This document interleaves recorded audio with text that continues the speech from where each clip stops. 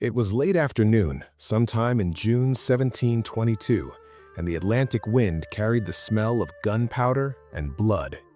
Off the coast of the Azores, a Portuguese merchant ship lay crippled in the water, its sails torn, its deck littered with bodies.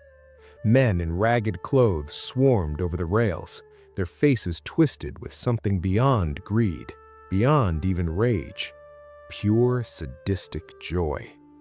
At the center of it all stood a man of average height, unremarkable in appearance, except for his eyes. Cold, empty, the eyes of someone who had learned to find pleasure in suffering. He watched as his men dragged the Portuguese captain forward. The man begged in broken English, offered gold, offered anything. It made no difference. Edward Lowe drew his cutlass and in one smooth motion sliced off the captain's lips. Then he forced the man to watch as they were cooked over a fire. "Now eat," Lowe said quietly. "Eat or I'll kill every man aboard." The Portuguese captain, bleeding and screaming, complied. Lowe smiled, not with triumph, not with satisfaction, just smiled, as if he'd witnessed something mildly amusing. This was the man who would become known as the most sadistic pirate to ever sail the Caribbean. A man whose cruelty was so extreme that even other pirates refused to sail with him. A man the British Empire needed dead, not just for his crimes, but for what he represented. The proof that some men, once broken, can never be made whole again. London in the early 18th century was a city of stark contrasts. Wealth and poverty lived side by side, separated by a single street. In the slums of Westminster, where sewage ran in open ditches and disease claimed children before they learned to walk, Edward Lowe was born around 1990. His father was a nobody, a laborer who drank away what little he earned and beat his children when the drink made him mean. His mother died when Edward was young, likely from disease or exhaustion, or simply the grinding poverty that killed thousands. The boy learned early that the world was cruel and that kindness was weakness. By the time he was a teenager, Lowe was working as a rigger in the shipyards along the Thames. It was brutal work. Men fell from masts and were crippled. Others were crushed by cargo or lost fingers to frayed ropes. The pay was barely enough to survive, but it taught him the sea, how ships were built, how sails were rigged, how to read the wind and current, and it taught him to hate. Hate the foremen who worked them like animals, hate the merchants who grew rich off their labor, hate the system that promised a man nothing but suffering, no matter how hard he worked. According to later accounts, Lowe married young. Her name was Eliza Marble, and by all accounts, she was the only thing in his life that resembled light. They had a daughter together. For a brief moment, it seemed Edward Lowe might become an ordinary man, a poor man certainly, but perhaps a decent one. Then Eliza died in childbirth. The baby, their second child, died with her. Something in Lowe shattered that day. Those who knew him said he stopped speaking for weeks. When he finally did, his voice had changed, flatter, colder, as if all the warmth had drained out of him. He left his surviving daughter with relatives and boarded a ship bound for the New World. He was done with London, done with trying to build anything, done with hope.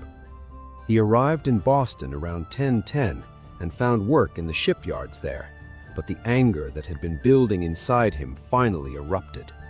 During a dispute over wages with the foreman, Lowe struck the man with a piece of timber, nearly killing him. He fled before the authorities could arrest him, and in running, he found his true calling. Lowe made his way to the Bay of Honduras, where logging ships cut timber for the European market. He signed on as a sailor, and for a time he kept his head down, worked, stayed silent. But the other men noticed something about him, a coldness, a willingness to do things others wouldn't. In 1721, a dispute broke out aboard his ship. The crew wanted to mutiny against the captain, who they claimed was cheating them of their wages. Low didn't just support the mutiny, he led it. When the captain tried to assert his authority, Low shot him dead. The crew stared at the body, uncertain what to do next. Low felt nothing, no regret, no fear, just a strange sense of clarity. "We're pirates now," Low said simply. "Anyone who doesn't like it can swim." Nobody swam.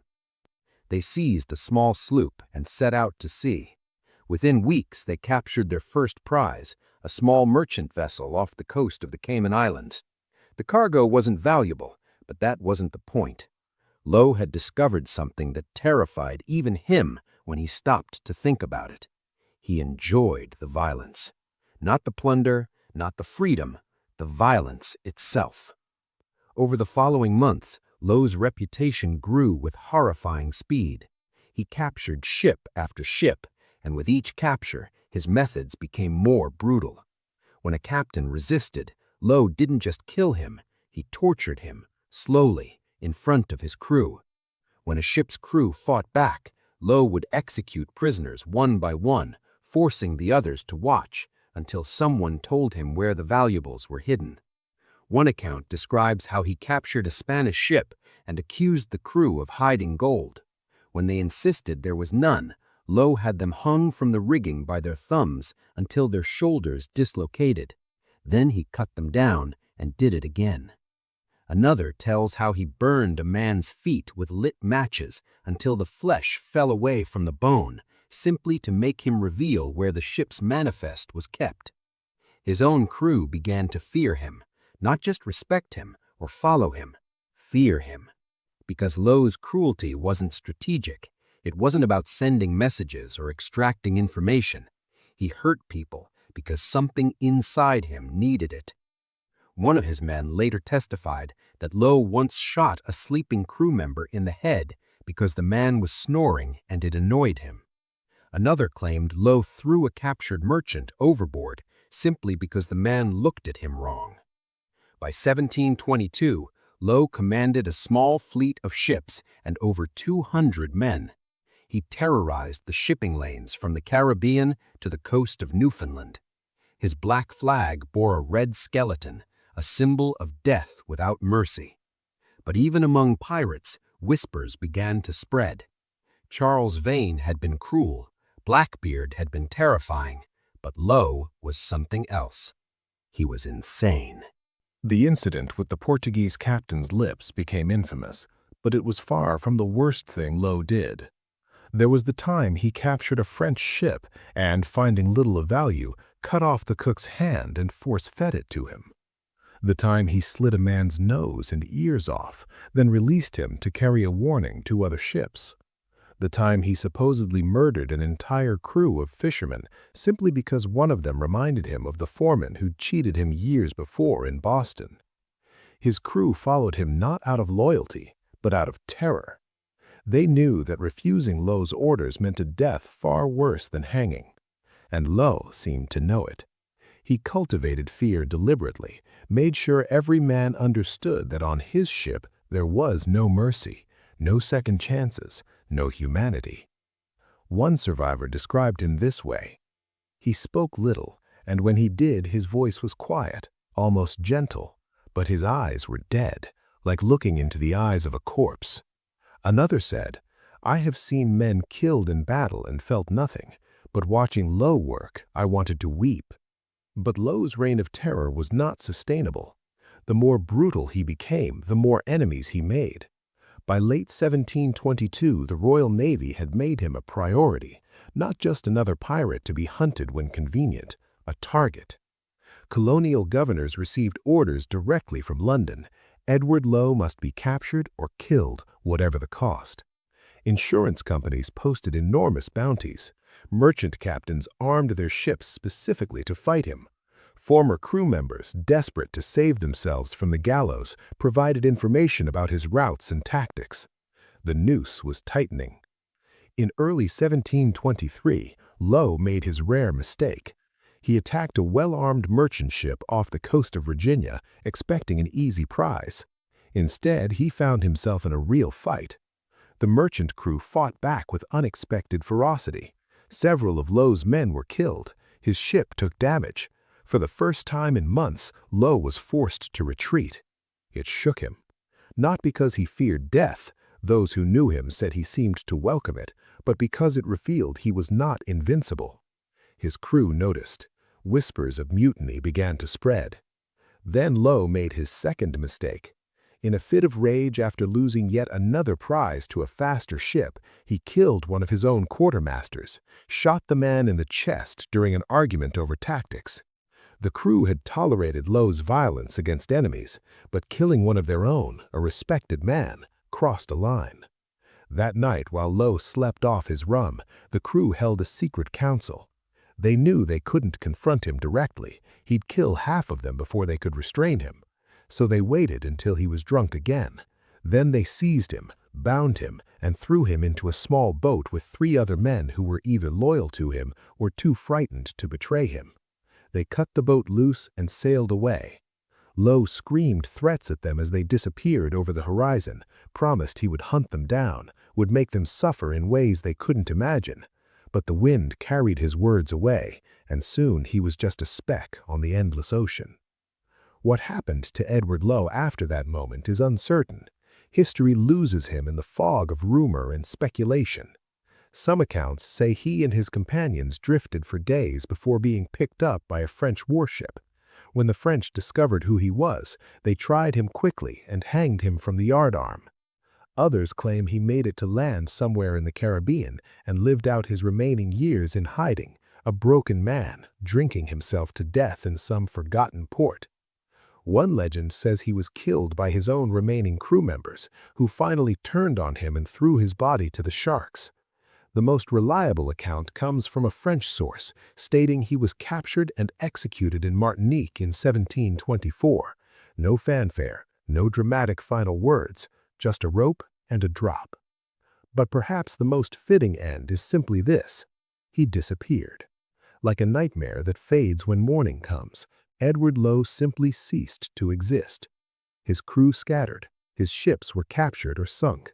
His name lived on only as a warning tale sailors told to frighten each other. When news of his death or disappearance reached London, there was no celebration, no public declaration of victory, just a quiet note in the naval records. Edward Lowe, pirate, deceased. Case closed. The British Empire had gotten what it needed. He was gone. But the question remains, what created Edward Lowe? Was he simply born evil? A man whose nature was fundamentally broken? Or did the world make him what he became? The poverty of his childhood, the death of his wife, the brutality of the maritime world, the grinding exploitation that treated men as disposable tools. Perhaps Lowe was what happens when you take a man with a capacity for violence and strip away every reason he might have to restrain it. When you show him that decency brings only suffering, that the world rewards cruelty and punishes weakness, that there is no justice, no fairness, no meaning beyond power and pain. Perhaps he looked into that abyss and decided to become it. Other pirates sought wealth or freedom or revenge against specific wrongs. Lowe sought nothing but the opportunity to inflict suffering, as if by making others hurt, he could somehow make his own pain mean something. But it never worked.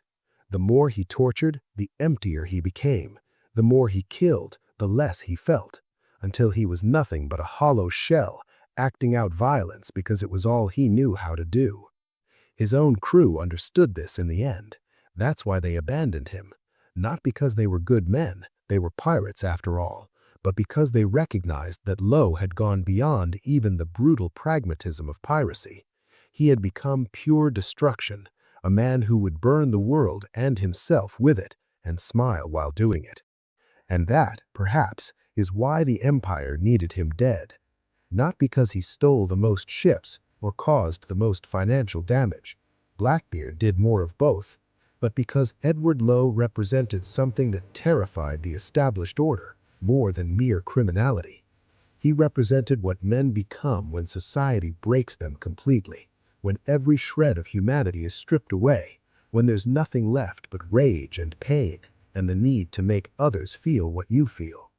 He was a warning of what the system itself created, a mirror held up to show the cost of grinding poverty, brutal exploitation, and casual cruelty.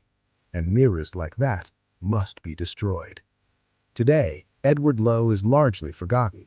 He doesn't have Blackbeard's fame or Henry Morgan's complex legacy. Most people have never heard his name. Perhaps that's fitting. He wanted to be remembered, wanted his cruelty to mean something, to echo through history. Instead, he simply vanished. Another brutal man in a brutal age, swallowed by the same ocean he terrorized. His daughter, left behind in London, grew up never knowing what her father became. Perhaps that was mercy. The men he tortured died screaming his name, but their screams faded centuries ago. And Edward Lowe, the pirate the Empire needed dead, achieved only one lasting legacy, a reminder that some men, once broken, can never be made whole again. And that the cruelest thing about cruelty is how little it matters in the end.